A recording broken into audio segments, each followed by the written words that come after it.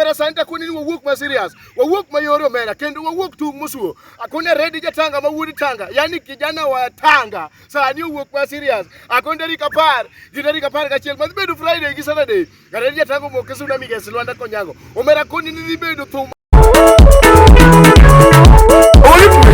Omera bana honja kami go mana sample gimiluongo ni sample kaka ready dhi chalo Suna miges Lwanda Konyago. Omera koni wadhi keto jodongo muti gi de muti wikogi kijende gi nyimine wadhi keto wikogi nyithindo tok wadwaro mana jok mosekalo higa 18. Omera koni en thum ma serious, en thum ma thum omera kendo mako bai. So you are the wife of Ozoom. Omera mako bai to karinchi Ozoom. Waroko wetwa duto te. Omera wanok wajer kumia. Wan kati ya nyora kabutu, kati ya tulu, kati ya neko, kati ya sori, kati ya thimlich, kati ya okenge. Omera kumana mana duto te miae.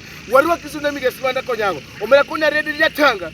Wuod Tanga dhi keto nyithindo manyiri gi chuo matinde wi kokgi. Akoni donji keto siling 100, only 100 bob. Siling 100. Timiela ready jatanga, inyalo mako kode video, inyalo timo kode kata short clip ma omera ne gimoro mora makori yaro. Inyalo timo ga ready jatanga. Okelo. Niluongo okelo boda sura to kwere kan. Jatino. Wuod Tanga omera koni get to siling 100, only 100. Kata soda achiel siling 100.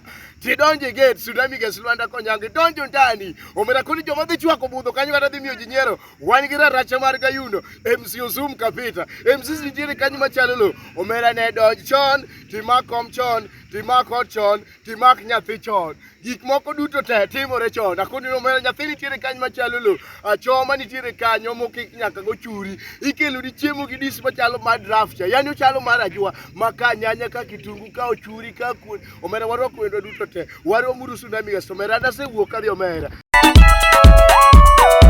Unga barua umesalimiwa na Nyihita Wilfred.